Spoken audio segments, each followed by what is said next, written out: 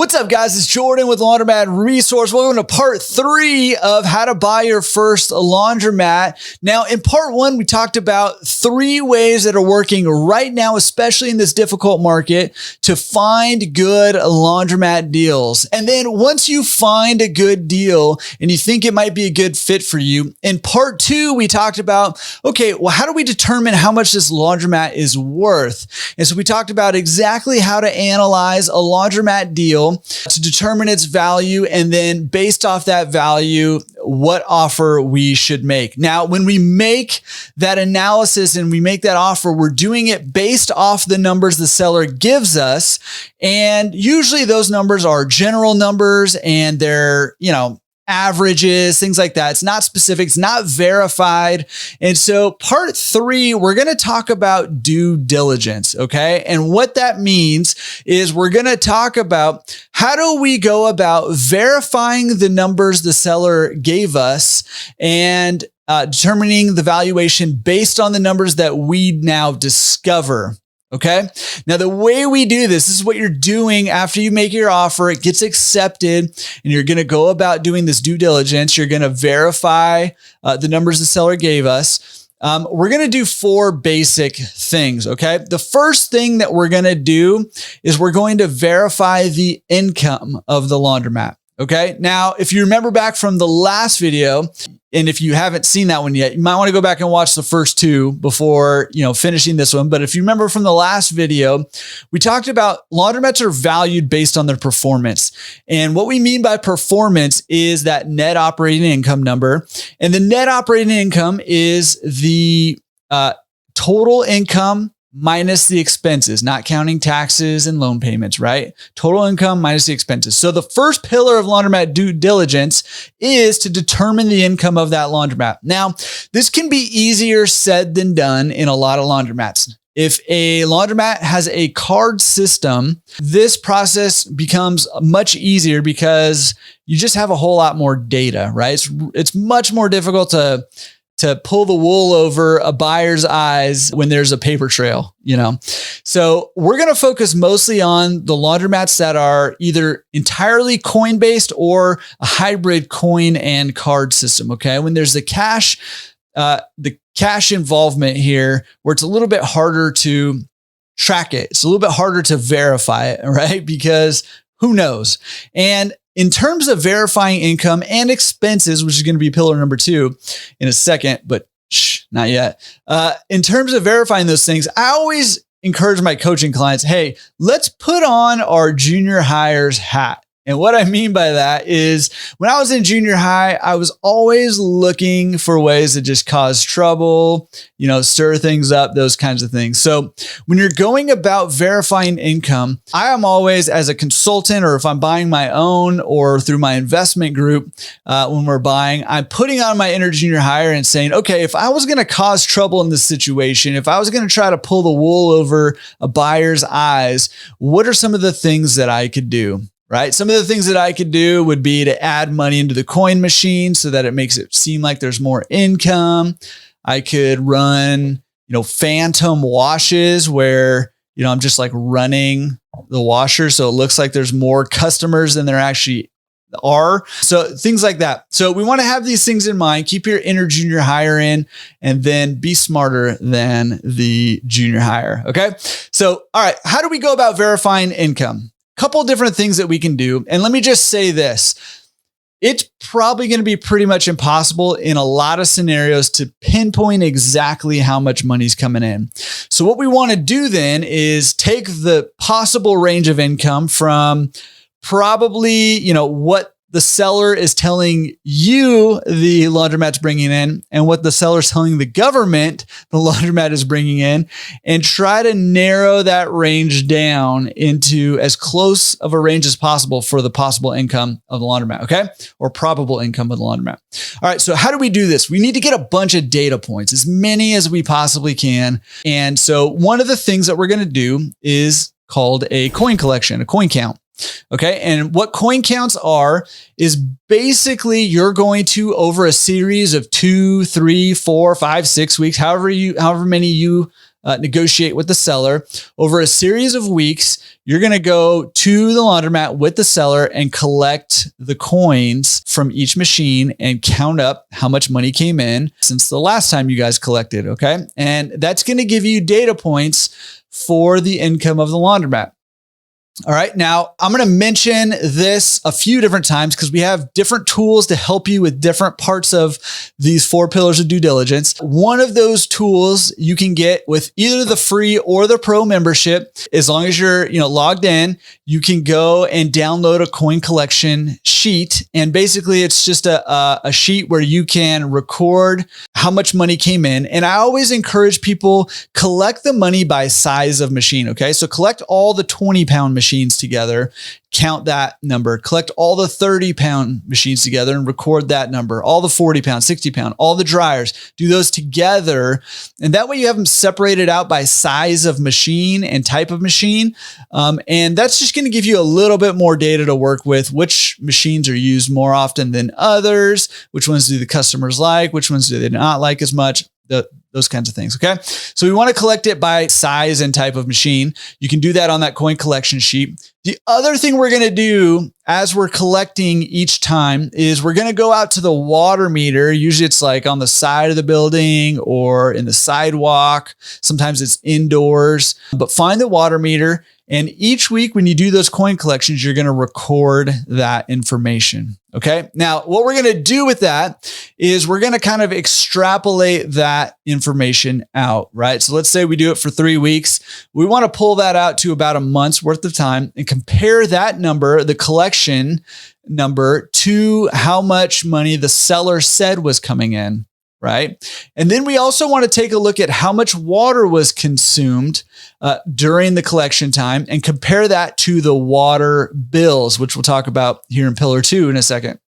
All right. And we want to see how much water was used during the collection period versus how much water was used prior to that, and make sure the general trajectory of those reported, what the seller told us and what the water bill says is, on track with the actual collections and the actual water usage from that water meter reading. Okay. Now, again, put on your inner junior hire. It'd be really easy for a seller to do what I call salt the mine. Not just me, it's somebody else's term, but I use that term also. Salt the mine. And salting the mine is basically adding quarters into the machine when nobody's looking to make it look like more money came in than actually did. And now if that is happening, there may be an anomaly between the income and the water usage. So you definitely want to be looking at that.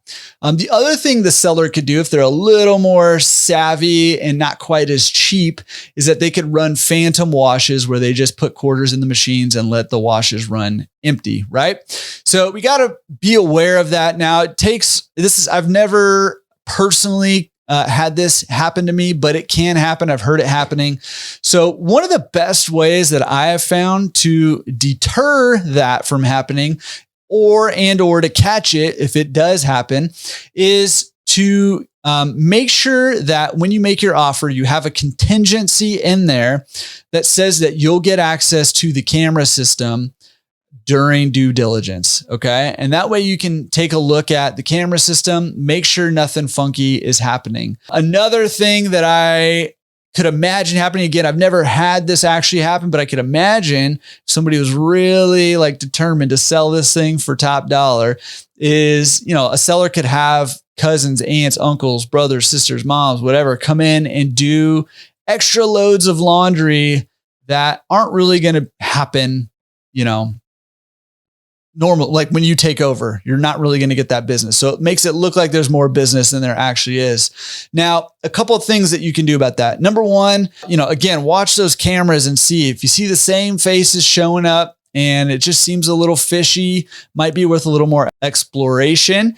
And also, if you're starting to get feel like there's some red flags or some yellow flags and your spidey sense is kind of tingling a little bit about that, one of the best things you can do, either you can step away from the deal and go find another one, or one of the best things you can do if you want to try to pursue this still is to lengthen out the escrow period and lengthen out the due diligence period.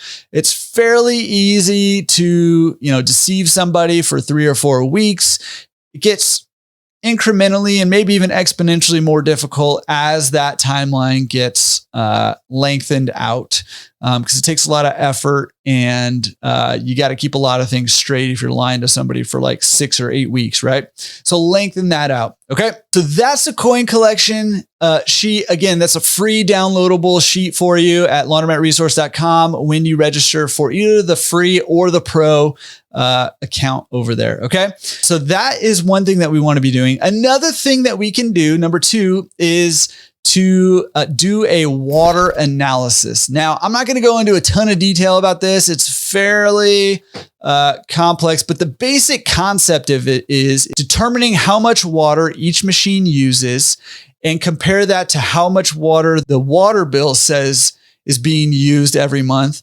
and line that up to kind of estimate a possible income there. Okay. Now, again, this is a little bit complicated. It takes a little bit of effort, but you can do it yourself. The way that you find out how much water a particular machine uses, you can either check the manual, you can call the manufacturer, or call a local distributor of that brand of machine. Okay. You can find that information out. You'll probably need a model and serial number to find that information out. So get that off of the machines, usually on the door or on the back of the machine, sometimes on the top, and find that information there. Okay. Again, though, we have a free downloadable spreadsheet for both the pro and the free members that you can download. Shows you what information you need and where to fill it in, and it does all the rest for you. So you can download that at laundromatresource.com. Make sure you log into your free or pro account and go up to the member resources or the pro resources up in the menu there. Okay. So that is the second way. The third way that you can do it is through documentation, right? So you can request tax returns, you can request bank statements, any kind of receipts, anything like that, the seller might have for you can request those things. Now, I will say that it's maybe like 50-50 whether the seller will actually give you those things or not. And, I always tell clients, if the seller declines to give you tax information or bank information, it doesn't necessarily mean you need to pull out of the deal, but it probably means that either their taxes and bank statements aren't lining up with what they told you, or, whatever. I won't speculate anymore. There's something weird going on. The other scenario that happens a lot is the seller will say, okay, here's my taxes and bank, but you're going to see that it doesn't exactly match up with what I'm telling you, but just know that I'm keeping a little on the side or something. Wink, wink, right? So here's what I tell my clients. It's not necessarily a deal breaker. However, just fair warning, if somebody's willing to lie to the federal government about how much money their business is making, they're willing to lie to you also. So you just need to make sure you're being a little extra diligent with your due diligence. Okay. So there's that. You can request those documents. You may or may not get access to them. But again, another data point there for you to work with. Number 4, going back to the camera system, you can actually, if you get access to the camera system, or if they don't have one, then I would actually probably just go make a few $100 investment and go to Costco or something and buy a camera system and install it during the due diligence period. If you decide not to buy it, just take the camera system back. If you do buy it, then you already have a camera system, right? It's worth its weight in gold. So the other thing that you can do is to actually go through all the camera footage and count the people coming in and see where they're doing their laundry, how many loads they're doing, 160 pound, 140 pound, and 220 pound loads or whatever, right? And you'll know how much it costs to do each of those loads. So you can get a pretty good idea of how much money is coming into that laundromat at that point. Okay. So that's the fourth way. Again, that's a little more time consuming or a little bit more of a commitment. But if you're really wanting to verify that income, that is a good way to go. All right. Okay. So that is pillar number 1, determine the laundromat's income. Now, pillar number 2, again, we're looking for the performance of the business. So pillar number 2 is to determine the laundromat's expenses. Okay. Now we're going to want to request things like the lease. That's critical information. Remember, the lease is 2 out of the 3 factors for the multiplier. If you remember from the last video, part 2, 2 out of the 3 factors come out of that lease. So it's crucial you get a hold of the lease, and you're going to have to sign that lease anyway. So you're going to need it anyway. So make sure you get the lease and you read through it yourself. And I also always recommend have a lawyer read through it, and also have somebody who's familiar with the laundromat industry read through it, whether it's another owner or a consultant or the broker, somebody who knows the business, looking for laundromat specific gotchas, and you want the lawyer looking for legal gotchas in there. Okay. So the lease document you're going to need, that'll help you determine the lease expenses. You're going to need utility bills. I always request 2 years worth of utility bills. You want to get water, gas, electric, sewer, garbage, those kinds of things. Anything where you can get the actual bill, like insurance, security, internet, those kinds of things. You want to try to get those actual bills. And a lot of times utility bills are super easy for the seller to get. They can log into their account online, download the PDFs, and just forward them over to you, of the statements, and forward them over to you. Okay. So that is, the expenses. Now, it can be very costly if you miss some expenses. So you don't want to miss any expenses. So I have 2 pieces of advice for you. Number 1, go back to part 2 of this and take a look at that calculator. When you click on the more options and you have that income and expense chart there that you can fill in, go down to the expense chart, and there you'll see line items for just about every common laundromat expense there. Okay. So you want to make sure all of those expenses are accounted for. Now, not every laundromat is going to have all of those expenses, but many of those expenses they will have. And the ones that the laundromat doesn't have, you just want to verify that they don't have those expenses. Okay.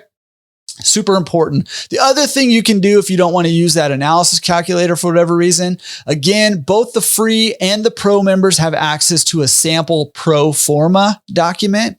You download it. It's a PDF, I think, or a spreadsheet, and you can download it. And again, it has line items, so you can use that as well. All right. So verify, make sure all expenses are accounted for. All right. So that should give you those first 2 pillars of laundromat due diligence, should give you the performance of the business. Now, pillar number 3 is one that people miss most of the time. And this is the one that can really cost you if you miss it. And it's determine the laundromat's trajectory. Okay. So has business been going up? Has it been stagnant and flat? Or has it been going down over time? And just as big as that question is the question, why? Whatever it's doing, if it's going up, if it's flat, if it's going down, why? You want to have a good understanding of why the business is doing exactly what it's doing.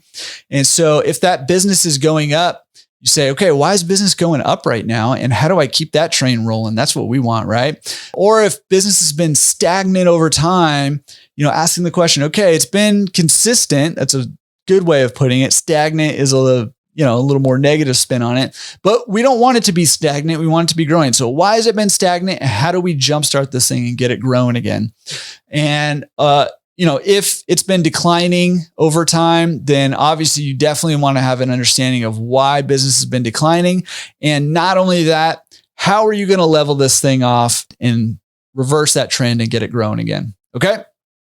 That is number 3 there. Okay. So that's determine the laundromat's trajectory. Now, I encourage you to do that for all of the above. Okay. Determine the trajectory of the income, determine the trajectory of the expenses, determine the trajectory of the utility usage. Okay. Now, all 3 of those are going to give you a pretty good picture of what this laundromat's been doing over time. Now, for example, okay, here's where this can come into play. Let's say the seller says, the laundromat last year did an average of $120,000 a year. So that's $10,000 a month, right? And you say, okay, so you base your value off that. But then you get in here and you start to plot the trajectory, and you realize that the first, 4 months it did, $12,000 a month. The next 4 months, it did $10,000 a month. And the most recent 4 months, it did $8,000 a month, right? The average is still going to be the same, that $10,000 a month. However, it's on a pretty steep decline. So you're going to have to adjust the valuation down in that scenario. Okay. That's pillar number 3. Pillar number 4 of laundromat due diligence is determine ways to add a value to the laundromat. Now, there's a whole lot of ways, big and small. I was on a side hustle podcast a while back, and I said laundromats are kind of the ultimate side hustle because there's so many side hustles within the side hustle that you can have. Vending machines, video games, massage chairs, a little store. You can do bigger things like pick up and delivery or drop off laundry service. There's a whole lot of things you can do. Now, again, for free, if you're a free member or the pro members, both have access to what I call the value add checklist. And it's just a way to jumpstart some value add ideas for your laundromat. Okay. So you want to be thinking about that stuff as you are doing your due diligence and doing your second analysis of your laundromat. Okay. After you've done all of this, you may need to go back and renegotiate your offer with the seller. And that's okay. That's part of the deal here. All right. So that is how you buy your first laundromat. You have all the tools you need. If you need more help, more insight, check out laundromatresource.com/coaching. I love to help you out there, and make sure that you go check out all the things we have to offer over at laundromatresource.com, including that pro membership, which gives you access, yes, to the analysis calculator, but a whole lot more, including some of the books that I have come out with. You can get the actual ebooks of those books for, included in that pro member. So, and some other stuff. I mean, like a lot of other stuff. So go check that out, laundromatresource.com/pro. All right, good. Hope you guys got a lot out of this. Good luck hunting down that financial freedom through laundromat ownership, and keep me posted on your progress. All right, guys. Peace.